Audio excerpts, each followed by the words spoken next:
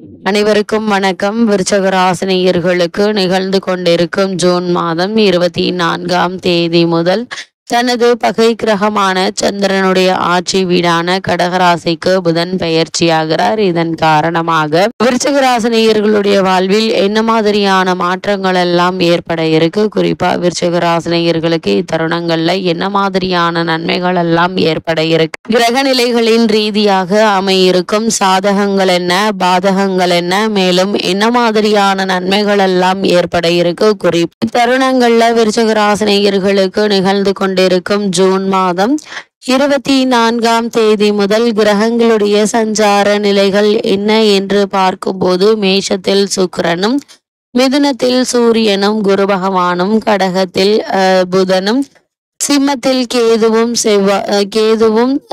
செவ்வாயும், கும்பத்தில் சனி பகவானும் ராகுவும் இணைந்து சஞ்சரிக்கிறாங்க. இந்த கிரகங்களுடைய சஞ்சார நிலைகளின் காரணமாக விருச்சக ராசினியர்களுடைய வாழ்வில் குடும்ப சூழ்நிலை ரீதியாக உத்தியோகம், தொழில், வியாபாரம், கலைத்துறை, அரசியல் துறை, மாணவ மாணவிகள், விவசாயத்துறையினர், பெண்மணிகள் என அனைவருக்குமே என்ன மாதிரியான நன்மைகள் எல்லாம் ஏற்பட இருக்கு என்பது குறித்தான முழுமையான பதிவு தான் இந்த வீடியோல நம்ம விரிவா பார்க்க போகிறோம். அந்த வகையில ஜோதிடத்தில் புதன் பகவானை வித்தைக்காரகன், வித்யாக்காரகன், மாதுளக்காரகன் என்று சொல்வார்கள். அதாவது இந்த இடத்துல புதன் பகவானை பொறுத்த வரைக்கும் பொன் கிடைத்தாலும் புதன் கிடைக்காது என்று சொல்வார்கள். அதாவது இந்த இடத்தில் பொன் என்பது செல்வத்திற்கான அதிபதி குருவை குறிக்கும்.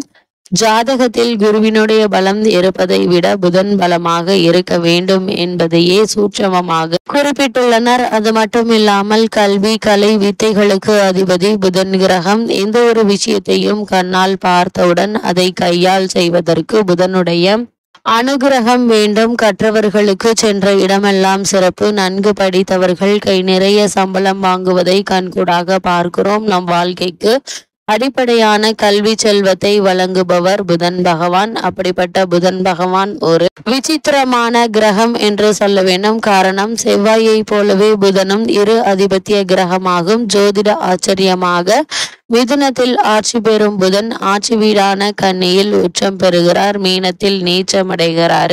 அறிவு, ஞானம் இரண்டிற்கும் இவரே அதிபதியாகி படிப்பறிவு, பட்டறிவு இரண்டையும் மனிதனுக்கு உணர்த்துகிறார். விஞ்ஞானம், விஞ்ஞானம் இரண்டிற்கும் காரணமாக திகழ்கிறார். அப்படிப்பட்ட புதன் பகவானை நாம் எவ்வாறு வணங்க வேண்டும் என்று பார்க்கும்போது, புதன் பகவானை புதன்கிழமை என்று இல்லாமல் நவகிரக புதன் பகவானை எந்த நாளில் வேண்டுமானாலும் வந்து வணங்கலாம். நவகிரகத்தை 9 முறை வலம் வந்து மனதார வேண்டிக் கொள்ளுங்கள். வேண்டியதெல்லாம் புதன் பகவான் தந்தருள்வார் என்பது ஐதீகம். அது மட்டுமில்லாமல் விருச்சிக ராசினியர்களை பொறுத்த வரைக்கும் இந்த புதன் பயிற்சி காலகட்டங்கள்ல 6 லக்னங்களில் பிறந்தவர்களில் புதனுடைய வலு குறைந்து பலவீனமாக இருப்பவர்கள் சீர்காழிக்கு அருகில் இருக்கும் திருவெண்காடு என்னும் ஊரில் கோவில் கொண்டிருக்கும் ஸ்வேதாரணீஸ்வரரை புதன்கிழமையில் சென்று வழிபட்டால் நல்ல பலன்கள் கிடைக்கும். அது மட்டுமில்லாமல் சென்னையில் இருப்பவர்கள் போரூரிலிருந்து குன்றத்தூர் செல்லும் வழியில் இருக்கும் கோவூரில் குடிகொண்டிருக்கும் சுந்தரேஸ்வரரை வணங்கினாலும் கூடுதலான பலன்களை பெறலாம். புதன் பகவானை பொறுத்த வரைக்கும் சந்திரனுக்கும் தாராதேவிக்கும் பிறந்தவர்தான் புதன். குருவினுடைய மனைவியுடன் இக்குழந்தை வளர விரும்பாத குரு சந்திரனிடம் அக்குழந்தையை ஒப்படைத்தார். சந்திரனும் அக்குழந்தையை தன் 27 மனைவிகளிலும் ஒப்படைக்க அவர்களில் ரோகிணி மற்றும் கார்த்திகை மட்டுமே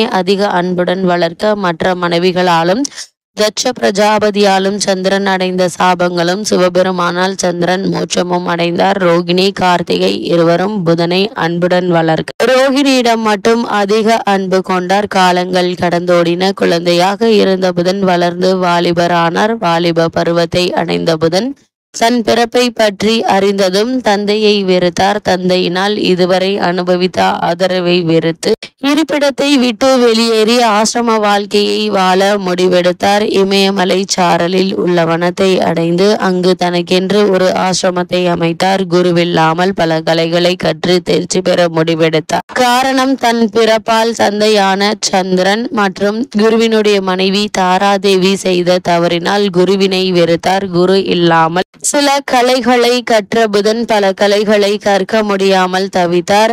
பல கலைகளை குருவினுடைய உதவி இல்லாமல் கற்க வேண்டுமாயின் இறைவனின் அருள் வேண்டும் என எண்ணிய புதன் நாராயணன் நோக்கி தவம் இருந்தார். பல இன்னல்களை கடந்து தவம் புரிந்த புதனின் தவத்தை கண்டு நாராயணன் அவர் முன் தோன்றி அவருக்கு அருள் பாவித்தார். இமயமலை அடிவாரத்தில் கௌரி தடாகம் என்ற இடத்தில் தனது ஆசிரமத்தை அமைத்து நாராயணன் அருளால் குருவே இல்லாமல் சகல கலைகளையும் புதன் கற்று தேர்ந்தார். கலைகளால் பல உயரத்தை அடைந்த புதன் பிறப்பால் பல அவமானங்களை சந்தித்த புதன் தன் தந்தையான சந்திரனுக்கு பின்னால் தனக்கு வரவேண்டிய அனைத்து அரச பதவிகளையும் துறந்து ஆசிரம வாழ்க்கையை மேற்கொண்டார். புதன் தன் தந்தையான சந்திரனை வெறுத்து ஒதுக்கினாலும் பதவிகள் துறந்து ஆசிரம வாழ்க்கையை வாழ்ந்தாலும் சந்திரனுடைய அழகில் பாதியை கொண்டவராக இருந்தார். சகல கலைகளையும் கற்று அழகிய உருவமைப்பை கொண்ட புதனை கண்ட தேவமாதர்களில் ஒருவர் அவரிடம் தன் மனதை பறிகொடுத்து தன்னை ஏற்றுக்கொண்டு தனக்கு இன்பத்தை அளிக்குமாறு வேண்டினால் தன் பிறப்பினால் ஏற்பட்ட அவமானங்களை இனி எந்த ஒரு குழந்தையும் அனுபவிக்க கூடாது என்று எண்ணி அந்த தேவமாதர் எவ்வளவு வற்புறுத்தியும் மனம் இறங்காமல் இருந்தார். புதன் வேண்டுகோள் விடுத்த தேவலோக மாதுவை புறக்கணித்ததால் கோபம் கொண்ட தேவலோக மாது புதனை இனி அழியாக போகும்படி சாபமிட்டார். எந்த தவறும் செய்யாத தவறு நடந்துவிடக் கூடாது என எண்ணி தனியாக ஆசிரமம் அமைத்து வாழ்ந்து வந்த எனக்கு ஏன் இவ்வளவு பெரிய தண்டனை என எண்ணி வருந்திய புதன் நாராயணனை சந்தித்து முறையிட எண்ணினார்.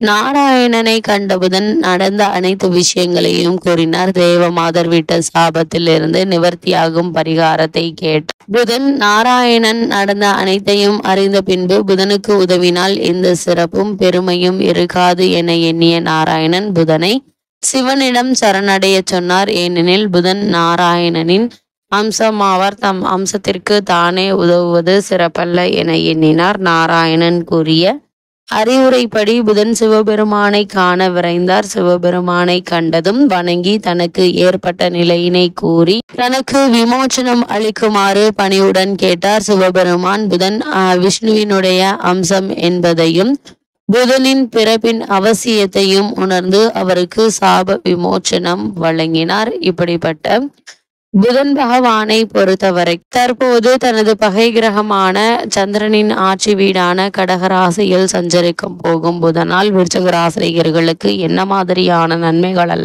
ஏற்பட இருக்கு என்று பார்க்கும்போது தன குடும்பாதிபதி குரு தன குடும்பஸ்தானத்தை பார்ப்பது சிறப்பு வாய்ந்த ஒரு கிரக சஞ்சாரம் என்று தாங்க சொல்ல வேண்டும். தன்னுடைய அதிபத்தியத்தை தானே பார்ப்பதால் அதை விருத்தி செய்வார்கள். அதே போலவே சுகஸ்தானத்தையும் அவர் பார்வையிடுவதால் குடும்ப உறவுகள் பெரிய அளவில் கருத்து வேறுபாடு இல்லாமல் இருக்குங்க. உங்களுடைய ராசிக்கு அர்த்தாஷ்டம சனி ராகு தோஷங்கள் சற்று குறையுங்க. மனம் அவ்வப்பொழுது சஞ்சலப்பட்டாலும் பார்த்து கொள்ளலாம் என்று உற்சாகமாக மறுபடியும் பணியில் ஈடுபடும் மனநிலையை தருங்க. நல்லவர்கள் பெரியவர்கள் குருமார்கள் இவர்களுடைய யோசனை உங்களை வழிநடத்தும்படி அமைத்து கொண்டால் துன்பங்கள்ல இருந்து துவண்டு விடாமல் முன்னேறலாம் என்பதை கிரகங்களுடைய சஞ்சார நிலைகள் தெளிவாகவும் உறுதியாகவும் எடுத்துக்காட்டுது. அது மட்டும் இல்லாமல் தாயினுடைய உடல்நிலையில அதிக கவனம் தேவை. வீடு மனை முதலிய விஷயங்கள்ல மனக்கசப்புகள் சிக்கல்கள் ஏற்பட்டு வந்த நிலையில் நல்ல ஒரு முன்னேற்றத்தை இப்போது நீங்கள் தாராளமாக எதிர்பார்க்கலாங்க. சுபகாரிய முயற்சிகள் நல்ல ஒரு முன்னேற்றத்தை ஏற்படுத்துங்க. அது மட்டும் இல்லாம இக்காலகட்டங்கள்ல மனதில் சந்தோஷமும் அதிகரிக்க இருக்கு. இத்தருணங்களில் நீங்கள் எதிர்பார்த்த முன்னேற்றங்கள் ஏற்பட இருக்கு. விருச்சிக ராசினியர்களுக்கு கிரகநிலைகளின் ரீதியாக கூறப்படும் பரிகாரம் என்ன என்று பார்க்கும்போது வியாழன் தோறும் ஹைகிரீவர் சன்னதிக்கோ தட்சிணாமூர்த்தி சன்னதிக்கோ ராகவேந்திரர் சன்னதிக்கோ சென்று வழிபட்டு வாங்க. எண்ணற்ற நன்மைகள் உங்களுடைய வாழ்வில் ஏற்படும்.